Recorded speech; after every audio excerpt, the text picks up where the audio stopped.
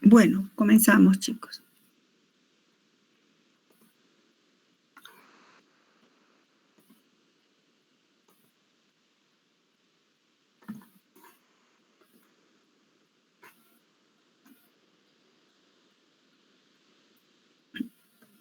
Bueno, habíamos quedado aquí, ¿no? Cómo las enzimas aceleran las reacciones. Como siempre hacemos una recapitulación rápida, chicos. Estamos hemos dicho, ¿verdad?, que todas las enzimas tienen un sitio activo. Toda enzima es una proteína. Son proteínas de tipo globular. Y como son globulares, su función es fijar ligandos. En este caso, los ligandos de las enzimas son sus sustratos. Entonces, toda enzima tiene un sitio activo, es una zona pequeña de la enzima, donde se fija el sustrato, pero no se fija nada más de una manera así mecánica, sino que hay grupos R-catalíticos que hay en el sitio activo, que son los responsables de atraer, diríamos, o fijar al sustrato para que luego se transforme. Habíamos dicho, ¿verdad?, que para entender mejor hay dos conceptos o dos metáforas o dos hipótesis aceptadas, que es la metáfora de la llave cerradura, en la que he querido simbolizar con este dibujo. Si este es el sitio activo, pues el sustrato ingresará exactamente igual al sitio activo para transformarse luego en productos. Pero hay enzimas en las que no se parece tanto el sitio activo a la estructura del sustrato, y entonces surge el modelo del ajuste inducido de Koshland, que indica que la enzima, cuando se está acercando al sustrato, cambia su estructura conformacional, y por eso también se llama, aumenten esto, chicos, reconocimiento dinámico. En esta diapositiva, en la diapositiva 26, aumenten esto que les va a ayudar a entender mejor, porque he aumentado esto para el grupo 310. El modelo de ajuste inducido también es un reconocimiento dinámico. ¿Qué quiere decir? Que cuando se está acercando a la enzima, cuando se está acercando el sustrato a la enzima cambia su conformación y se adapta para acoger al sustrato. Entonces, estas dos teorías están totalmente aceptadas. Habíamos quedado aquí con ustedes. Pero, ¿cómo las enzimas aceleran las reacciones? Para entender esto, siempre que se trata de entender algún fenómeno, se plantean hipótesis, chicos, y luego, una vez que se demuestran las hipótesis, surgen las teorías. Entonces, una teoría aceptada para entender cómo las enzimas aceleran las reacciones es precisamente la teoría del estado de transición. Si recuerdan ustedes química orgánica, ustedes saben, uno solo en química orgánica, química inorgánica, ¿cuándo ocurre una reacción? La reacción ocurre cuando ocurren choques efectivos, es decir, con una orientación óptima, orientación espacial óptima. De esta manera, los choques efectivos van a dar lugar, a medida que van chocando las moléculas para reaccionar, los reactivos, estas suben de energía hasta llegar a un estado de transición o estado excitado. Por ejemplo, hablando del caso de las enzimas más el sustrato, para formar esta unión que se llama complejo enzima-sustrato, que vamos a ver más adelante, tiene que haber, ¿qué cosa? Un choque entre la enzima y el sustrato. Por ejemplo, si chocara de esta manera, fíjense, esto es lo que quiero simbolizar con choque, chicos. Si chocara así, o podría chocar así. Si chocara así, sería un choque inefectivo, porque no entraría. En cambio, si choca de esta manera, se llama choque efectivo. Entonces, para que una reacción ocurra, debe haber choques efectivos. En la teoría del estado de transición, ¿qué postula esta teoría? Las enzimas, primero, antes de indicar qué postula, veamos esta curva, la curva que está en azul. Esta es una curva de una reacción que no está catalizada por una enzima. Entonces, tenemos el sustrato más un reactivo. A medida que chocan la molécula, el sustrato y el reactivo, a medida que choca, fíjense mi cursor, aumenta la energía, aumenta, hasta llegar a un máximo de energía, que es el estado de transición, que le vamos a llamar estado de transición 1, que es un máximo energético. El estado de transición es el máximo energético al que deben llegar los reactivos para luego transformarse en productos. Repito, el estado de transición Es el máximo energético al que deben llegar los reactivos para transformarse en productos. Eso ustedes saben de química orgánica. Y luego fíjense en la energía baja, hasta llegar a los productos. Cuando a esta reacción le aumentamos una enzima, aquí en rojo ahora está reacción catalizada por una enzima. Fíjense, los reactivos, o sea, el sustrato y el reactivo chocan y alcanzan rapidito el estado de transición. Y se forma el producto. Entonces, ustedes recuerdan, esta diferencia, fíjense en mi cursor, esta diferencia de energía entre la energía del sustrato y el estado de transición se llama energía de activación. La energía de activación de una reacción sin catálisis de una enzima es alta, es grande. En cambio, esta que es la energía de activación, G2 la hemos llamado, energía de activación de una reacción catalizada por una enzima es más chiquitita. Entonces les he puesto aquí por eso. Delta G1, que sería esta, es mayor al delta G2. Asimismo, fíjense, el estado de transición de una reacción catalizada por una enzima, estado de transición 2 y estado de transición 1. El estado de transición 1 es mayor al estado de transición 2. Entonces, si estamos con la pregunta, ¿cómo las enzimas aceleran las reacciones? Esa es nuestra pregunta. Según esto, llegamos a esta conclusión. Las enzimas aceleran las reacciones al disminuir, fíjense, esto es aquí se ha perdido esa ecuación, es el gráfico, al disminuir la energía de activación. Entonces, se necesitará una reacción catalizada con una enzima, se necesita menor cantidad de energía para alcanzar el estado de transición. Así, las enzimas disminuyen la energía de activación. Esta energía de activación, esto está claro, ¿verdad, chicos? Las enzimas, esta energía de activación, es menor que todo esto. Entonces, las enzimas disminuyen la energía de activación, estabilizan el estado de transición. Entonces, si las enzimas disminuyen la energía de activación, ¿por qué? ¿De cómo lo hacen? Las enzimas disminuyen la energía de activación debido a que fijan y orientan en el espacio a las moléculas reactivas, de modo que se incrementan al máximo los choques efectivos. Y de esa manera se estabiliza el estado de transición, porque un estado de transición de menor energía, este es de mayor energía, ¿no? Un estado de transición de menor energía siempre es más estable. Entonces, las enzimas lo que hacen es disminuir la energía de activación y estabilizar el estado de transición. ¿De cómo o por qué? Porque orientan en el espacio a las moléculas reactivas. ¿Qué quiero decir con eso? A ver, permítanme, ¿dónde está aquí? ¿Cómo están? Imagínense que esta es la enzima. Mi mano es la enzima y este es el sitio activo. Entonces, las enzimas lo que hacen, hemos dicho, ¿cómo aceleran las reacciones? Bajando o disminuyendo la energía de activación y estabilizando el estado de transición. ¿De cómo? ¿Por qué? Porque atraen al sustrato. Imagínense que este es el sustrato. Y tiene que entrar esto, ¿no? La tapita, digamos, tiene que entrar ahí. Eso sería un choque efectivo. Y esto sería un choque inefectivo. Lo mismo inefectivo.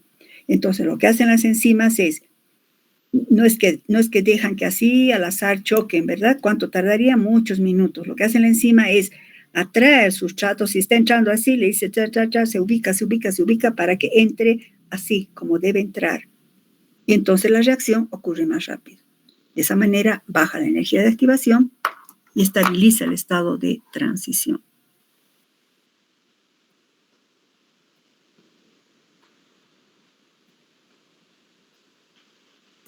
Bueno, entonces la respuesta a la pregunta de por qué aceleran las reacciones, basándonos en la teoría del estado de transición, es que disminuyen la energía de activación y estabilizan el estado de transición.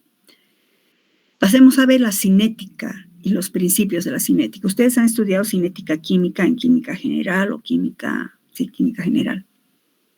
Ustedes saben que la cinética es el estudio de las velocidades de reacción y de los principios que permiten comprender cómo suceden las reacciones, es decir, el mecanismo de la reacción. La cinética, entonces, es el estudio de las velocidades de reacción y de los mecanismos de reacción. La cinética, en consecuencia, está relacionada con los mecanismos de reacción. Y cuando hablamos de mecanismos, recuerdan química orgánica, un mecanismo nos dice o nos pregunta o sugiere o nos informa de cuántos pasos tiene esa reacción, qué principios químicos operan en cada paso y algo importante, cuál es el paso o la etapa más lenta que determina la velocidad de la reacción.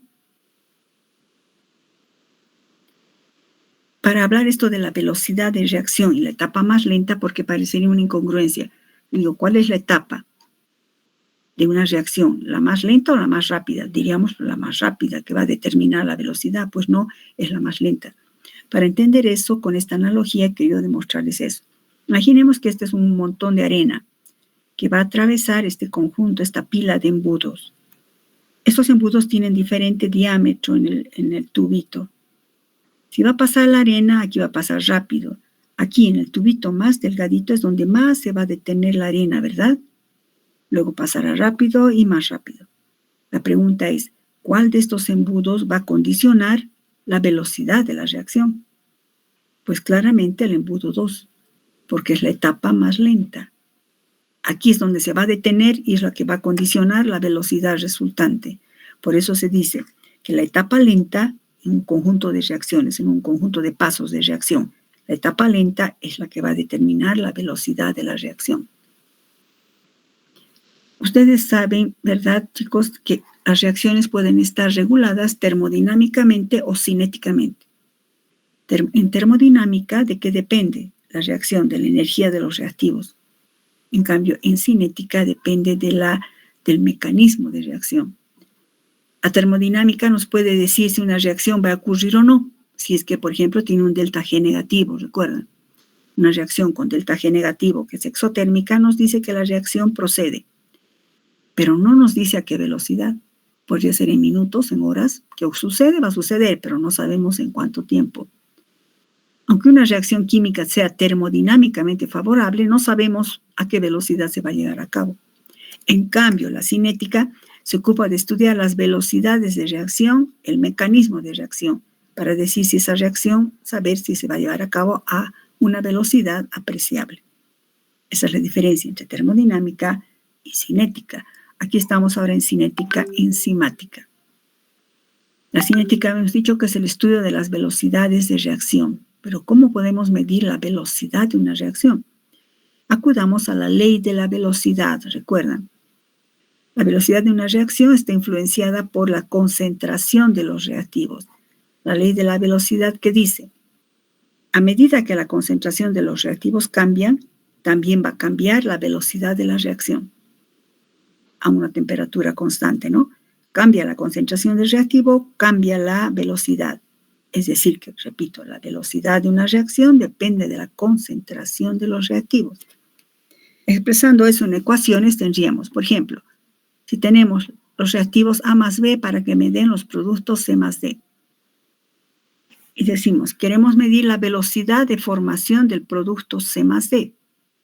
Entonces, expresamos así, la velocidad, ¿no?, de formación del producto C más D va a ser igual a esta constante de velocidad por la concentración de los reactivos A más B, cumpliéndose así que la velocidad de formación de un producto depende de la concentración de los reactivos. ¿Y de dónde surgen estos K1? A su vez, antes de pasar eso, la velocidad de formación, si esta reacción es reversible, la velocidad de formación de A y B va a ser igual a K2 por la concentración de los reactivos, en este caso, ¿no?, si la reacción es reversible. Este K1 y K2, ustedes recuerdan de dónde surge. Diríamos primero, aquí en este caso, la velocidad de formación de C y D es directamente proporcional. Escriben ahí, la velocidad de formación de C y D, de estos productos, es directamente proporcional a la concentración de los reactivos A y B. ¿Cómo se transforma una proporcionalidad a una igualdad, chicos? Usando una constante. De ahí viene que le pongo velocidad igual K, una constante, le llamamos K1 y aquí K2, y de ahí sale K. cuando hemos transformado la proporcionalidad en una igualdad. K es una constante específica de velocidad y que se determina experimentalmente. Tal vez han hecho cálculos de K en reacciones de equilibrio en química general. Aquí aparecen unos exponentes X e Y. Los valores de X e Y que se exponen aquí en esta ecuaciones de cinética no se refiere a exponentes de igualdad en esta geometría, sino que se refiere a las potencias a las cuales debemos elevar las concentraciones de estos reactivos. Si ustedes recuerdan, aquí surge el concepto del orden de la reacción, que es sumamente importante en enzimología. El valor, por ejemplo, de la potencia X se dice que es el orden de la reacción con respecto al reactivo A, en este caso, ¿no? Y o Y va a ser el orden de reacción respecto al reactivo B. En otras palabras, estoy poniendo, por ejemplo, velocidad de formación de C y D, del ejemplo, va a estar dada por K1 por A a la X y B a la Y, donde X y Y son los órdenes de reacción. Y así existen, recuerdan, 3 tipos de órdenes. El primero y el último son los más importantes en enzimología. Por ejemplo, la reacción de primer orden. Una potencia de 1, si X valdría 1, significa que la velocidad es directamente proporcional a la concentración del reactivo. Es decir, si X valdría 1 en este caso, la velocidad de formación del producto C y D depende de la concentración de A. O si Y fuera 1, lo mismo sería para B. De segundo orden, significa que la velocidad es directamente proporcional al cuadrado de esa concentración. Volviendo, antes, potencia 1. Significa que si X es 1, significa que la velocidad de reacción depende de la concentración del reactivo A. ¿Qué quiere decir eso? Si yo duplico la concentración del reactivo A, se duplica la velocidad. Si quito y pongo la mitad de la concentración de A, pues la velocidad bajará.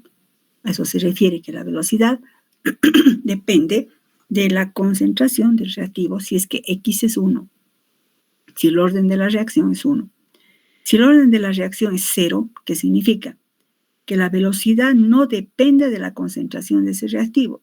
Por ejemplo, si X fuera 0 o aquí Y fuera 0, significa que la velocidad de formación de C y D no depende de la concentración de B o es independiente de la concentración de B. Si yo duplico B, aunque lo triplique, la velocidad no va a aumentar. Se mantiene tal cual, independientemente de esto. Entonces, el orden potencia 1 significa que la velocidad va a ser directamente proporcional a la concentración de ese reactivo. Orden 0, la velocidad se vuelve independiente de la concentración de ese reactivo. Estamos en cómo medimos la velocidad de una reacción. La velocidad de la reacción puede medirse por aparición de productos o desaparición de reactivos. La relación entre la velocidad y la concentración de los reactivos puede expresarse mediante ecuaciones. Por ejemplo, si tengo el sustrato A que me va a dar el producto P, la velocidad de formación de P va a estar dada por concentración de P, o sea, aparición de producto, ¿no? ¿Cuánto de producto aparece por unidad de tiempo? O puedo expresarlo como K1 por concentración de A. ¿Recuerdan? La velocidad de formación del producto P depende de la concentración del reactivo A. A su vez, la reacción inversa, la velocidad de formación de A dependerá de cuánto de A se forma en función del tiempo, por aparición en este caso, el producto sería, ¿no?, la reacción inversa. O estará dado por K2 por la concentración del reactivo P. Esto vamos a aplicar más tarde cuando hablemos de Km y velocidad máxima. Por tanto, estamos viendo, ¿verdad?, que la cinética enzimática está sustentada por la formalidad o formalismo, diríamos, de la cinética química. El complejo enzima-sustrato. A ver, ahora, aplicando en enzimología. El modelo, ¿quién ha ayudado a comprender las enzimas, a cómo aplicar a las enzimas en muchos campos? Pues son estos dos científicos, Leonard Michaelis y Maud Menting. Estos científicos se pusieron a estudiar a las enzimas para decir cómo las podemos entender, por qué aceleran la reacción, de qué depende de que aceleren la reacción, cómo podríamos aplicar esto. Y actualmente por eso han ganado el premio Nobel en 1900, a inicios de 1900, y han ayudado a dilucidar cómo funcionan las enzimas. Ahora se usan enzimas en análisis clínico, en control de alimentos, en farmacología, en la síntesis, obviamente, de fármacos, etc.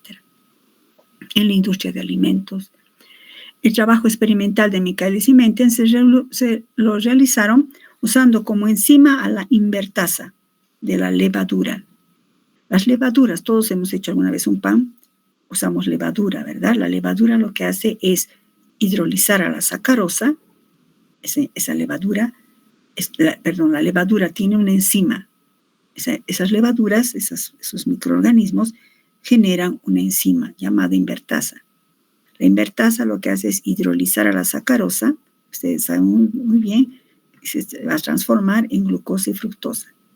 Entonces Michaelis y Menting dijeron, midamos cómo funciona, cómo actúa la invertasa en la hidrólisis de la sacarosa y vamos a medir la velocidad de reacción por aparición de este producto. Sabemos que este no es reductor, pero este sí, esto sí. Entonces harán por aparición de producto. Y plantearon dos hipótesis. Dijeron, primero trabajaremos con una cantidad constante de sustrato, ¿no? La sacarosa, y cantidad variable de enzima, la invertasa. Por ejemplo, más o menos algo así. Dispusieron de varios tubos. En todos los tubos colocaron la misma cantidad de sustrato. Por ejemplo, 10 micromoles de sustrato. Pero fueron variando. En el primer tubo van a poner 1 micromol de enzima y van a medir la velocidad.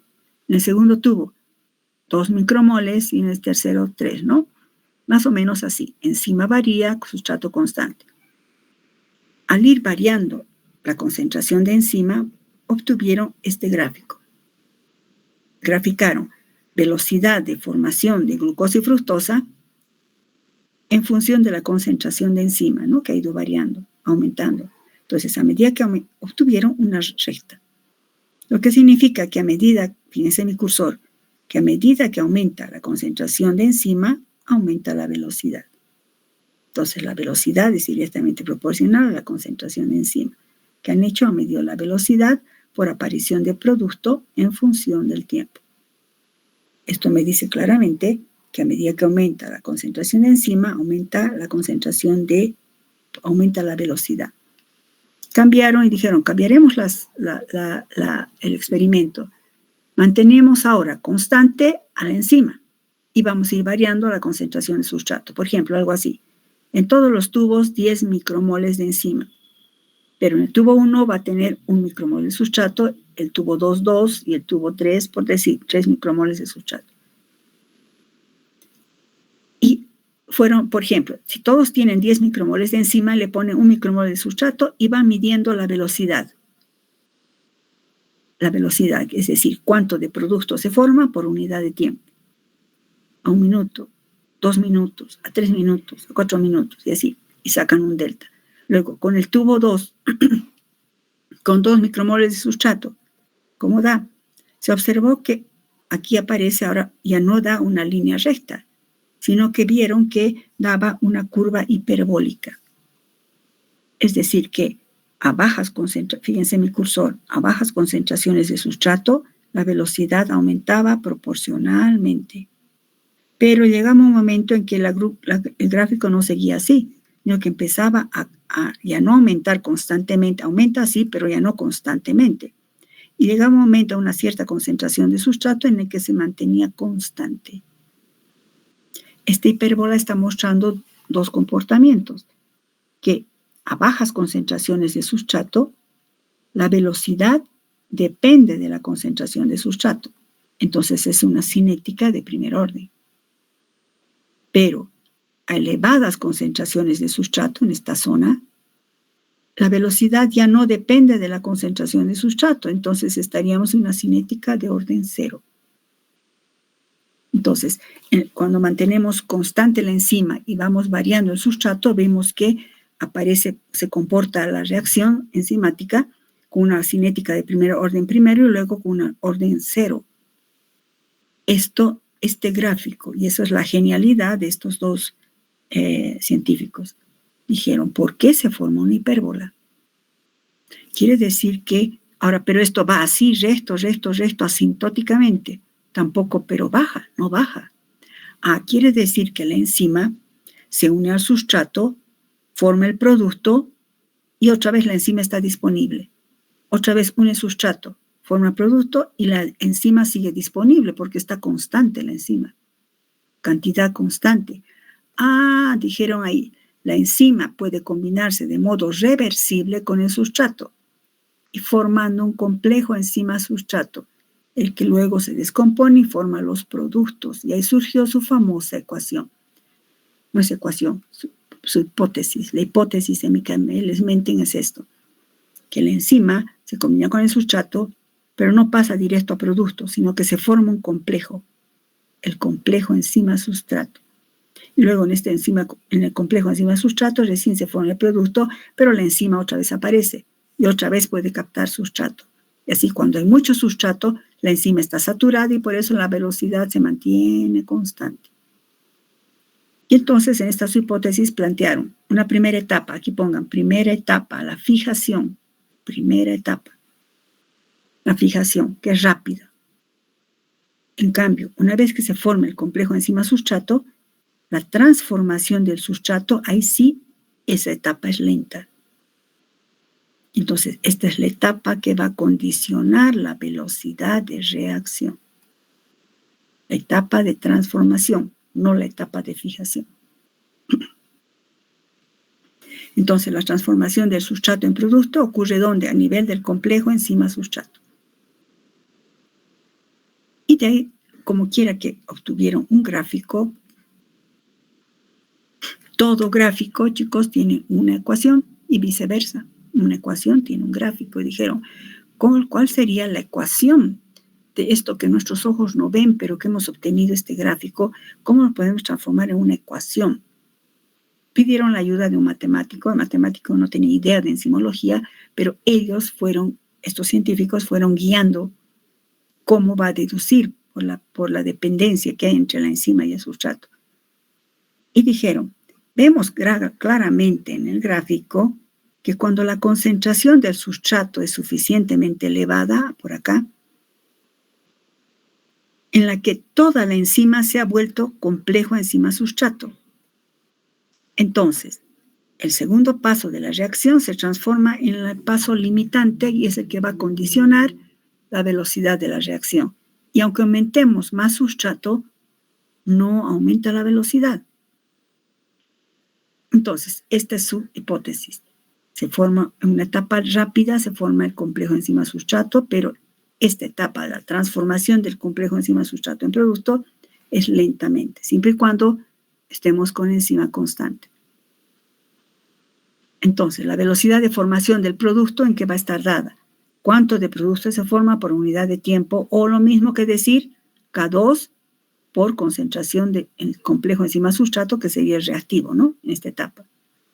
A su vez, la velocidad, si la formación del complejo enzima-sustrato y lo que sucede ahí es lo determinante de la velocidad, ¿cuál es la velocidad global de formación del complejo enzima-sustrato? Porque aquí se forma, pero si fuera reversible, desaparece el complejo formándose un producto. Entonces, tenemos así, velocidad de formación del complejo enzima-sustrato. Va a estar dada, velocidad de formación, lo que hemos hablado de la ley de la velocidad, chicos, va a estar dada por K1 por concentración de los reactivos, que sería esto. Y velocidad de desaparición o descomposición, diríamos, del complejo enzima-sustrato va a ser en este sentido y en este sentido. Entonces será velocidad de desaparición, estará dado por K-1 por concentración del complejo enzima-sustrato, que es como reactivo. O estará dado por K2 por concentración del complejo enzima-sustrato. En el equilibrio, lo que sucede es que la velocidad de formación va a ser igual a la velocidad de desaparición. Cuando llegamos a la velocidad máxima, la velocidad de formación es igual a la velocidad de desaparición. Ahí, por ejemplo, si ustedes tienen un turril y tienen un grifo ahí abajo y ingresa agua y se abre el grifo, si la velocidad de ingreso del agua al turril es igual a la velocidad de salida, el volumen se mantiene constante, está en un estado estacionario, más o menos algo así. La velocidad de formación es igual a la velocidad de desaparición. Y aquí comienza todita la deducción. Esto que han establecido Michaelis-Menten, comenzó la deducción algebraica de la ecuación, que no vamos a hacer esa deducción, llegando a esta ecuación, a la ecuación de Michaelis-Menten, que dice que la velocidad de formación de un producto es igual a la velocidad máxima por concentración de sustrato sobre Km más concentración de sustrato. ¿Qué es Km? Ahí pongan, sáquenle una flechita. Km se denomina también constante de Michaelis. Bueno, constante de Michaelis y Menten, ¿no? Como ambos empiezan con M, pues no hubo problema. Km, constante de Michaelis y Menten, pero más se dice constante de Michaelis. Km es la constante de Michaelis, que en realidad en la deducción, chicos, es la relación de estas tres Ks, de estas tres constantes. Pero Km es la constante de Michaelis. Esta ecuación corresponde a una hipérbola y esta hipérbola corresponde a esta ecuación. Es decir, que podríamos medir la velocidad inicial haciendo variar la concentración de sustrato, pero manteniendo constante la concentración de enzima. ¿Cómo podemos verificar, a su vez, que nos va a ayudar a entender mejor estos conceptos? Verificación de la ecuación con el comportamiento cinético. Vamos a ver en 3 pasos. Por ejemplo, cuando la saturación de la enzima es al 50%, ¿qué quiero decir primero? Cuando estamos en la velocidad máxima aquí, chicos, escriban ahí. Aquí en esta zona, la enzima está 100% saturada. Toda esta zona, la enzima está 100% saturada con sustrato, ¿no? Pero cuando estamos aquí, esta es la velocidad máxima, ¿no? Por eso, velocidad máxima. La mitad de esta velocidad máxima va a corresponder, si extrapolamos o intrapolamos en el gráfico y bajamos, va a corresponder a una concentración de sustrato. Entonces, cuando estamos a mitad de la saturación, la velocidad corresponde a una mitad de la velocidad máxima. Veamos eso. Si esta es la ecuación de Michaelis-Menten, si decimos que la velocidad va a estar a mitad de la velocidad máxima, reemplazamos VO por mitad de la velocidad máxima, subimos este denominador y bajamos esto acá, ¿no, chicos? Álgebra. Esto se va, velocidad máxima se va y me queda 2 por S. S pasa con signo negativo y entonces tendré que la Km es igual a 2S menos S, es decir, igual a S. ¿Qué significa esto? Que la Km, o constante de Michaelis, es una concentración de sustrato, pero no cualquier concentración de sustrato. Es una concentración de sustrato que nos permite alcanzar la mitad de la velocidad máxima. Fíjense, esta es la Km. Esta concentración de sustrato, Km es una concentración de sustrato. ¿De dónde has sacado esto? Pues de aquí, de la ecuación, que Km corresponde a una concentración de sustrato necesario para alcanzar la mitad de la velocidad máxima. Y se transforma Km en un parámetro cinético sumamente importante de una enzima. Seguimos comprobando. Si la concentración de sustrato es muy baja, estaríamos por aquí, al inicio del gráfico. Esto es que la parte de la ecuación, en la ecuación Km más S, la S es casi despreciable, muy poquitito. Cuando S es muy despreciable, muy poquitito, que vemos que la velocidad inicial es directamente proporcional a la concentración de sustrato. Además, el gráfico nos dice eso, la ecuación nos dice eso. Otra consideración, si la concentración de sustrato es muy elevada, ahora estamos por acá, si concentración de sustrato es muy, si concentración de sustrato es muy elevada, O sea, si consideramos que en el denominador que S, si S es muy elevado, S es mucho mayor que KM, porque KM estaría a esta altura, ¿no? Entonces KM se vuelve despreciable y despejamos o anulamos sustratos en las dos, en el numerador y denominador, y tenemos que la velocidad es igual a la velocidad máxima. Es decir, que a elevadas concentraciones de sustrato, llegamos a la velocidad máxima y se vuelve independiente de la concentración de sustrato, desaparece sustrato de la ecuación. Si queremos nuevamente demostrar que Km es una concentración de sustrato, sustituimos sustrato por Km.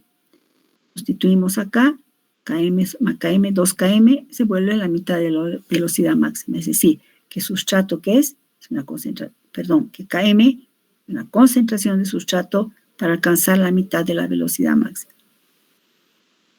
¿Y cómo cuantificamos estos parámetros, Km y velocidad máxima? Km y velocidad máxima son constantes cinéticas que reflejan la acción de una enzima, así como, por ejemplo, los líquidos tienen punto de ebullición, los sólidos puntos de fusión, pues las enzimas tienen sus constantes, la Km y la velocidad máxima. Y se obtiene experimentalmente por análisis cinéticos.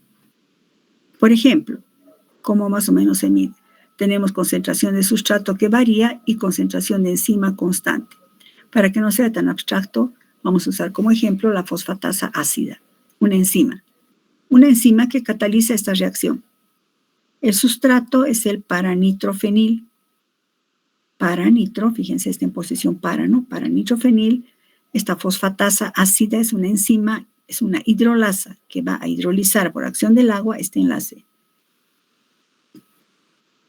Pongan en sus diapositivas así. Esto también vamos a ver en prácticas, chicos. Este enlace se hidroliza y nos da como producto paranitrofenol. Hemos dicho, ¿verdad?, que la velocidad de reacción podemos medir por aparición de producto o por desaparición de reactivo. En este caso vamos a hacer por aparición de producto porque el paranitrofenol absorbe muy bien a 405 nanómetros. Podemos medir la absorbancia de este compuesto a 405 nanómetros. Entonces, ¿qué se hace? Pedimos la velocidad, es decir, a la absorbancia en función del tiempo, a 405 nanómetros. Cada minuto medimos la velocidad. Esto, chicos, vamos a ver más en prácticas. Entonces, disponemos de varios tubos en los que vamos a tener, en el primer tubo, 0,5 milimoles de sustrato, la enzima es constante. 0,5 milimoles de sustrato en el primer tubo. Y enzima constante, digamos 10 milimoles, por decir. El tubo 2 va a tener 0,75 y así. Entonces empezamos con el tubo 1. Todos tienen la misma cantidad de enzima constante. Al primer tubo le añadimos 0,5 milimoles de sustrato. En un cronómetro, un minuto después medimos la absorbancia a 405 nanómetros. 8 minutos después leemos la absorbancia. 8 minutos después leemos la absorbancia. Por ejemplo, hubiéramos leído 0,15 de absorbancia, luego 0,22, luego 0,30. Sacamos la diferencia, delta, por eso se llama delta absorbancia, y nos da 0,075. Es decir, la velocidad es igual a delta absorbancia por minuto, 0,075. Repetimos lo mismo con el segundo tubo, pero al segundo tubo le ponemos 0,75. Un minuto después leo la absorbancia. Leo la absorbancia un minuto después, 8 minutos después, 8 minutos después, y calculando me da 0,090. Repito, esto vamos a hacer en práctica. Y así con todos los tubos. Y obtenemos este conjunto de datos. Entonces tenemos dos variables, la concentración de sustrato y la velocidad inicial. Entonces vamos a graficar velocidad inicial en función de la concentración de sustrato. Y vamos a obtener esta hipérbola. Entonces, si graficamos esto, obtenemos esta hipérbola. Ahora interpretamos la hipérbola. Dada esta hipérbola, esta es la velocidad máxima, porque ya no aumenta más. Y la mitad de la velocidad máxima, intrapolando al gráfico y bajando a las abscisas, es la Km. Pero ¿cuánto vale? Ya sé que es la velocidad máxima, ya sé que es la KM, pero ¿qué valores tiene? Pues los vamos a obtener a partir de esto, ¿no? Primero aquí, velocidad máxima, ¿cómo voy a saber? Calculo la velocidad máxima, extrapolo al eje de las ordenadas y más o menos me da por 0,24. Esto se supone que está con números, ¿no? Me da una velocidad máxima de 0,23 de absorbancia por minuto. Y si calculo la mitad y choco con esto y bajo, como aquí tengo sustrato en números, tendré también un valor de km. Pero en la ecuación, digo, en el gráfico de hiperbólico, de la hipérbola, diré, perdón, de Michaelis-Menten, habría una incertidumbre, porque como esto es un valor asintótico, ¿recuerdan lo que es asintótico? Un punto asintótico es un valor asintótico, es aquel al que se tiende, pero no se alcanza. Entonces, como es asintótico, podríamos decir esto aquí, otro diría no, un poquito más arriba, otro un poquito más abajo, entonces hay una incertidumbre. Y ahí surgen estos bioquímicos, Leineuhaber y Burke, que hicieron un arreglo u ordenamiento algebraico en la ecuación de Michaelis-Menten, que se está sacando los inversos. Ustedes intentan hacer, sacando inverso de BO sobre inverso de cada uno de estos, no es nada complicado, es álgebra nada más, chicos, se obtiene esta ecuación. La ecuación de Leineuhaber-Burke, que es inverso de BO sobre Km sobre velocidad máxima por un inverso de sustrato más inverso de velocidad máxima. Si se fijan ustedes, esto corresponde a la ecuación de una línea recta, porque inverso de BO sería las ordenadas Y, Km velocidad máxima sería la pendiente, inverso de sustrato serían las abscisas, e inverso de velocidad máxima es B, y B, recuerdan, es la ordenada al origen o el intersecto con Y. Entonces, Leineuhaber-Burke han transformado la ecuación de Michaelis-Menten en la ecuación de una línea recta, ya no una hipérbola. Entonces, las coordenadas serán Y va a ser inverso de velocidad y X será inverso de concentración de sustrato. Entonces, inverso de velocidad en las ordenadas e inverso de sustrato en las abscisas. ¿Y qué se hace? Se usa la misma tabla, los mismos datos, solo que en este caso sacamos el inverso del sustrato, el inverso de 0,5 es 2, el inverso de la velocidad, el inverso de 0,075 es 13, y así se calcula de toditos. Repito, esto vamos a hacer en la práctica. Entonces vamos a graficar este punto y este punto. Y entonces en un papel milimetrado se va graficando con esta concentración de sustrato 2, como me da la velocidad inicial. Con 1,3, porque iríamos de este lado, ¿no? Con 1,3, ¿cuánto me da? Con esto, ¿cuánto me da? Con esto, ¿cuánto me da? ¿Cuánto me da? Y entonces acudimos otra vez a la ecuación de Leineuhaber-Burke, que dice, el inverso de BO, perdón, ¿qué queremos saber? La Km y la velocidad máxima. ¿Dónde está la Km? La Km está aquí. Km sobre velocidad máxima corresponde a la pendiente. Y la velocidad máxima está en el intersecto con Y. Entonces, para saber velocidad máxima, ¿qué hago? Tengo el gráfico, porque no voy a empezar de cero, ¿no? Empieza de por acá más o menos. Tengo el gráfico, y lo intersecto con Y. Este punto me da más o menos 4, ¿no? 4. Entonces, inverso de velocidad máxima es 4 y el inverso de 4 es 0,25. La velocidad máxima es 0,25. ¿Cómo calculo la Km? ¿Dónde está la Km? La Km está dado con esto, la pendiente. La pendiente es Km sobre velocidad máxima. Despejo Km y tengo pendiente por velocidad máxima. La velocidad máxima ya la conozco. Entonces calculo la pendiente. Ustedes saben que la pendiente se calcula, ¿verdad? Y2 menos Y1 sobre X2 menos X1, o podemos acudir a los datos. En este caso, Y2 va a ser esto menos Y1, fíjense en mi cursor, esto será X2, ¿no? Menos X1.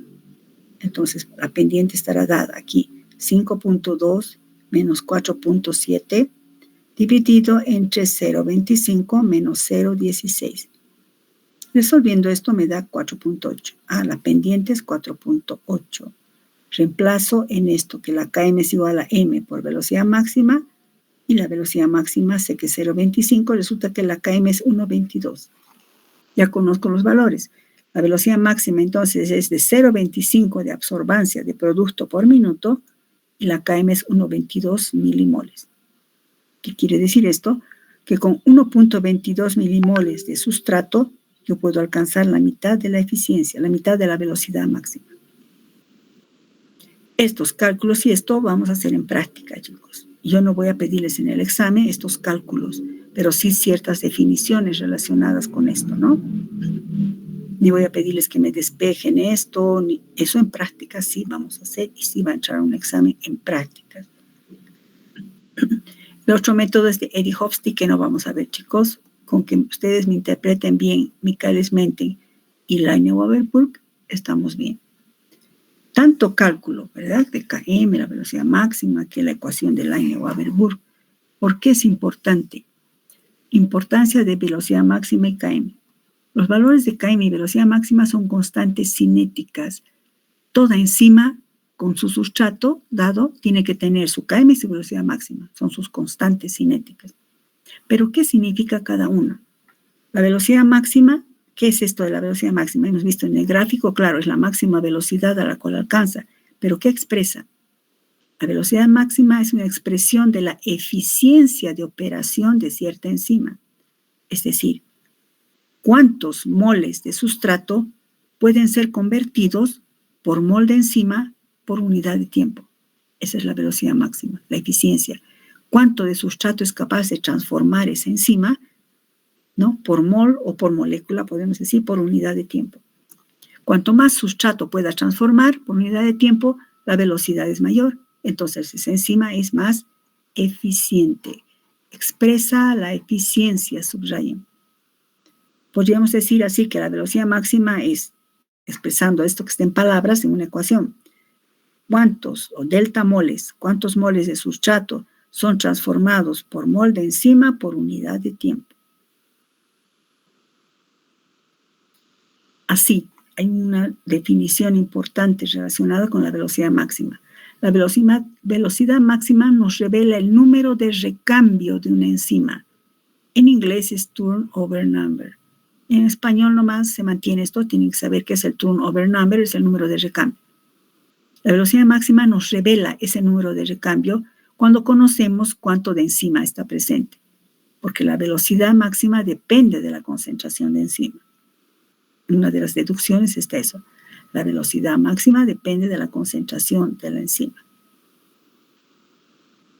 Y no entro en esto porque no hemos deducido. El número de recambio también se llama actividad molecular. Es decir, a ver, repito, la velocidad máxima nos revela el número de recambio, también llamado actividad molecular. ¿Qué es esto del número de recambio? A ver, para entender mejor. Si esta es la enzima, mi mano es la enzima, y este es el sitio activo. Entonces, y este es el sustrato. Entonces, ya hemos dicho, ¿verdad? Que la enzima lo que hace, si está el sustrato así, la enzima va, le busca para que el choque sea efectivo y para que entre. Entonces, imaginen que entra azul y sale rojo, imaginen, chicos, ¿ya? Entra el sustrato, se forma el complejo enzima-sustrato y luego sale el producto y la enzima se regenera. Si hay más sustrato, entra otro sustrato y la enzima se transforma en productos y la enzima se regenera. Ese es el número de recambio. Ahora, si digamos una enzima dada A, una enzima A cualquiera, agarra el sustrato y lo transforma en producto. Digamos a esta velocidad, escúchenme la velocidad de narración. Entra sustrato, sale producto. Entra sustrato, sale producto. Otra enzima, B. Entra sustrato, sale producto. Entra sustrato, sale producto. Entra sustrato, sale producto. Obviamente la segunda enzima es más veloz. La segunda enzima tiene mayor número de recambio, que entra y sale. Entra y sale. A eso se refiere con el número de recambio o actividad molecular.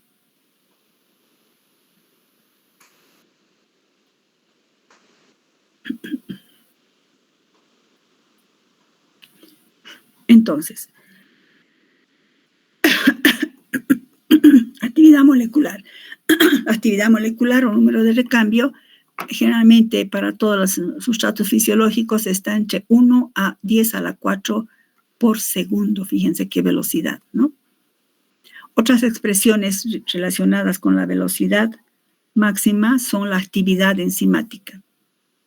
Unidad enzimática, o sea, relacionadas con la actividad enzimática, perdón, son la unidad enzimática y actividad enzimática. Estas son definiciones, chicos. Una unidad enzimática es la cantidad de enzima necesaria para transformar en producto un micromol de sustrato por minuto. Esa es una unidad enzimática. ¿Cuánto de enzima es necesario para transformar un micromol de sustrato por minuto? Y luego esto que no es tan trascendente, chicos, es más para investigación. Bueno, eso en cuanto a la KM y la velocidad máxima. Pero las enzimas no olvidemos que son proteínas. Si son proteínas, son muy sensibles. Por tanto, hay aspectos físico-químicos que van a afectar la velocidad de una reacción enzimática. Entre esos aspectos importantísimos están el pH. Repito, recuerden que una enzima es una proteína. Y en el interior en el interior de la enzima, bueno, en una parte está el sitio activo. Y en el sitio activo, recuerdan, están los R catalíticos, los grupos R. Si cambia el pH, va a cambiar. Por ejemplo, si uno de los grupos R o algunos de los grupos R tenían carga negativa, y eso es importante para que se une el sustrato, pues al cambiar la carga negativa, cambiará el sustrato. Cambiará el sitio activo. Y eso va a alterar la velocidad de reacción. Por ese motivo, existe un pH llamado pH óptimo. Toda enzima tiene un pH óptimo. Por debajo, la velocidad es baja. Llegamos al pH óptimo y la velocidad es la mejor. Si le subimos más pH, o sea, muy alcalino, empieza a degradarse la enzima y por lo tanto la velocidad baja. Recuerden que es proteína y se puede desnaturalizar. Lo mismo con la temperatura. Toda enzima tiene una temperatura óptima. A medida que aumenta la temperatura, por lo general porque aumenta la energía cinética, puede aumentar la actividad hasta un momento dado en el que la velocidad es la mejor. Pero si la aumentamos más o calentamos más, la enzima puede empezar a desnaturalizarse y la actividad decae. Por esa razón existe también una temperatura óptima. O sea, toda enzima tiene un pH óptimo y una temperatura óptima. Eso en cuanto a la velocidad máxima. Entonces, la velocidad máxima nos mide el número de recambio, es decir, la eficiencia de acción de una enzima. Nos dice cuánto de sustrato se transforma en producto por mol de enzima por unidad de tiempo. ¿Y qué es la KM? ¿Por qué es importante la KM? La KM es importantísima. El valor de KM de una enzima depende de cada sustrato. Es decir, cada enzima para un sustrato determinado tiene su valor de KM.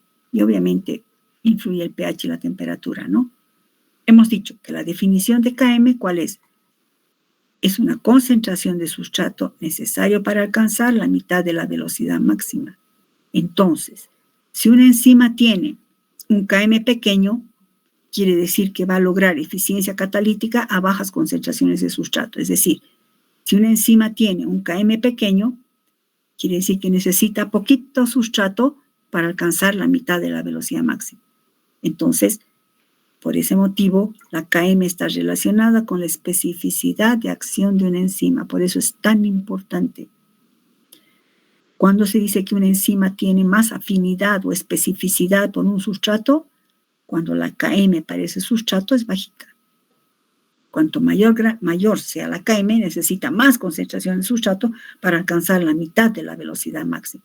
Y fíjense que en sistemas biológicos, chicos, se ya habla siempre de la mitad del 50%. ¿Recuerdan el P50? En el caso de las proteínas que se unen al ligando, pues siempre hablamos de la mitad, Entonces, la KM sirve para evaluar la especificidad de acción de un sustrato. Por ejemplo, un ejemplo. Hay una enzima importantísima que ustedes la van a nombrar cuando vean la glicólisis. Es el inicio de la glicólisis en bioquímica 2. La hexocinasa. Es una enzima que fosforila a los monosacáridos y que puede actuar tanto sobre la glucosa como sobre la fructosa. Pero la KM de la glucosa es diferente al de la fructosa frente a la hexocinasa. Así, la KM de la glucosa frente a la hexocinasa es de 8 por 10 a la menos 6 milimolar. En cambio, la Km de la fructosa es de 8 por 10 a la menos 3 milimolar. Obviamente, chicos, esto es una concentración más baja, ¿no? Entonces, ¿por cuál de los dos tiene mayor afinidad la hexocinasa? Pues por la que tenga la Km más baja. Entonces, si le enfrentamos a la hexocinasa frente a la glucosa y a la fructosa, va a preferir reaccionar con la glucosa, porque con la glucosa su Km es más bajo. Se necesita menos concentración de glucosa para alcanzar la mitad de la velocidad máxima de la hexocinasa. Y por eso en la glicólisis empieza con glucosa y no con fructosa. Bueno, entonces esas son la importancia de estos dos parámetros cinéticos, la Km y la velocidad máxima. ¿Alguna pregunta, chicos? Con esto hemos terminado. El examen es hasta acá.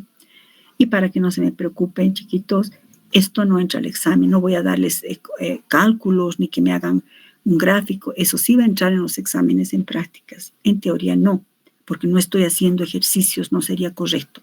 Pero sí vamos a hacer en práctica. Pero aquí lo que quiero que sepan es las definiciones, porque estamos en teoría, que es la Km, que es la velocidad máxima, qué importancia tienen cada uno de estos. ¿Alguna pregunta? Bueno, si no hay preguntas, quedamos ahí, chicos. ¿Qué les iba a decir? Algo más. Para el parcial, chicos, como quiera que dieron el primer parcial han dado hasta una parte de lípidos. El examen del segundo parcial es desde introducción al estudio de las biomembranas, ¿no? Del capítulo de lípidos. Desde introducción al estudio de las biomembranas, luego está aminoácidos y péptidos, proteínas 1, proteínas 2 o dinámica de las proteínas, y luego está enzimología. Ese es el contenido para el examen, segundo examen, parcial de lunes. Como les había indicado también en el chat, eso voy a colocar en el chat para que quede claro para todos, por si no todos han asistido. Entonces, algo más. Les había dicho que el sábado les voy a entregar un cuestionario. ¿Por qué no hoy ni ayer no ha sido? Porque quiero que estudien, no que se basen solo en un cuestionario. El cuestionario tiene como objetivo que repasen lo que han ido estudiando y que refuercen un poco más, digamos, de lo más relevante, porque sé que hay harta información.